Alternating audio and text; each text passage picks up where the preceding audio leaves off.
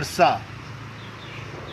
आजकल हम लोग हवा में प्रदूषण देख रहे हैं और एयर क्वालिटी इंडेक्स का भी लोग आंकड़े देखकर समझ रहे हैं कि वायु प्रदूषण कितना ज़्यादा है।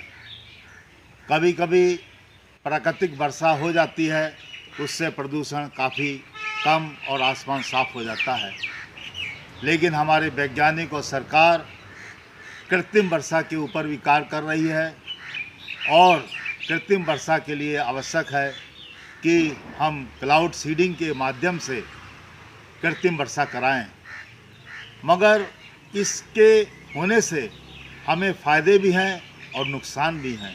अगर हम इसको पर्यावरण के तौर पर देखें तो वास्तव में एक तरफ तो ये हमारे वायु प्रदूषण को कम करेगा, लेकिन और पर्यावरण के जो अवयव हैं उन पर इसका प्रभाव पड़ेगा और इससे बहुत सी चीज़ें असंतुलित हो जाएंगी।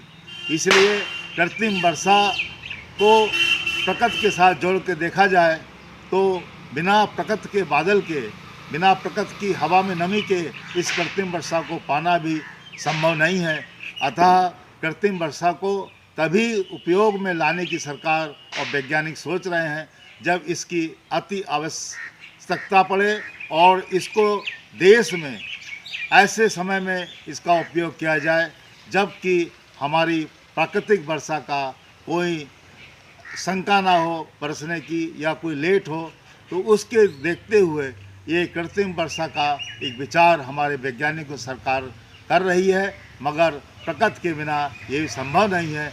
अतः क्लाउड सीडिंग का जो एक विचार है सरकार का और वैज्ञानिकों का, उसमें प्रकृति के बादल होना और प्रकृति की हवा में नमी होना बहुत आवश्यक है। इसलिए कहा जाता है हम प्रकृति के साथ अगर जरा सी भी छेड़खानी करेंगे तो कहीं ना कहीं उसका असर हमारे जीवन में प्रकृति में दिखाई देगा।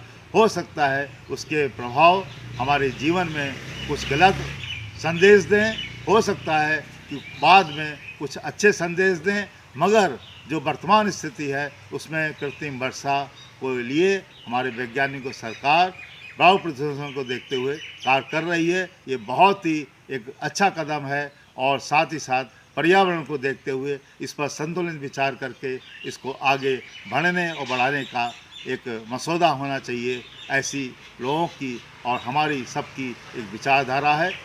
जय हिंद, जय भारत। नमस्कार दोस्तों, मेरे चैनल को सब्सक्राइब, लाइक करें और आइकॉन को जरूर दबाएं ताकि आने वाले वीडियो को आपको नोटिफिकेशन मिल जाए। धन्यवाद।